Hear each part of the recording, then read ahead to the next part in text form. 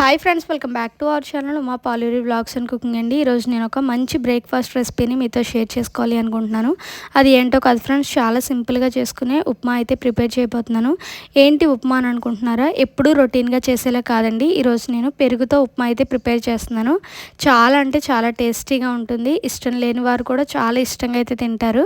పిల్లల నుంచి పెద్దవాళ్ళ వరకు కూడా చాలా ఇష్టంగా అయితే తింటారు. డెఫినెట్గా ఈ రెసిపీని మీరు ట్రై చేసి ఎలా వచ్చింది ఏంటి అనేది నాకు కింద కామెంట్ సెక్షన్లో అయితే కామెంట్ చేసేయండి. ఇంకా లేట్ చేయకుండా ఎలా ప్రిపేర్ చేసుకోవాలి, ఏమేమి ఐటమ్స్ కావాలి అనేది అయితే చూసేద్దాము.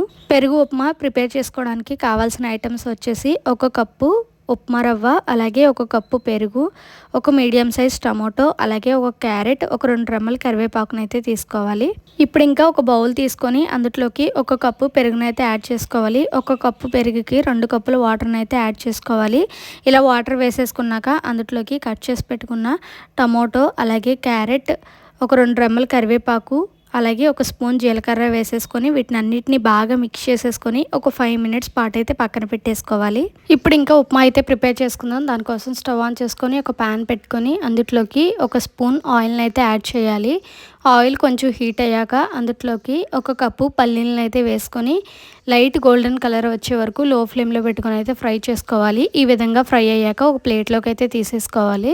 ఇప్పుడు ఇంకా అదే ఆయిల్లోకి కొన్ని జీడిపప్పులు కూడా వేసేసుకొని వీటిని కూడా ఫ్రై చేసేసుకొని అయితే పక్కన పెట్టేసుకోవాలి. ఇప్పుడు ఇంకా అదే ఆయిల్లోకి సన్నగా చాప్ చేసి పెట్టుకున్న ఒక ఆనియన్ కూడా అందులో వేసేసుకొని కొంచెం సాఫ్ట్ అయ్యే వరకు అయితే ఫ్రై చేసుకోవాలి. ఇలా ఆనియన్ సాఫ్ట్ అయ్యాక అందులోకి ఒక 2 స్పూన్లు పచ్చిశనగపప్పు, అలాగే ఒక 2 స్పూన్లు మినపప్పు, 2 స్పూన్లు ఆవాలు వేసుకొని ఒకసారి అయితే బాగా మిక్స్ చేసేసుకోవాలి. ఆ తర్వాత అందులోకి బారుగా చీరి పెట్టుకున్న ఒక 2 పచ్చిమిర్చి కూడా అయితే వేసేసుకోవాలి. ఆ తర్వాత అందులోకి ఒక 2 రెమ్మల కరివేపాకు కూడా వేసుకొని వీటినన్నిటినీ కూడా ఒకసారి అయితే బాగా మిక్స్ చేసేసుకోవాలి. ఇలా మిక్స్ చేసేసుకున్నాక ఇప్పుడు అందులోకి ముందుగా తీసుకున్న బొంబాయి రవ్వనైతే ఇందులో వేసేసుకొని లో ఫ్లేమ్లో పెట్టుకొని ఒక 2 మినిట్స్ పాటు అయితే కలుపుకుంటూ మిక్స్ చేసుకోవాలి. ఇలా మిక్స్ చేసేసుకున్నాక ఇప్పుడు అందులోకి రుచికి సరిపడినంత సాల్ట్ కూడా అయితే యాడ్ చేయాలి.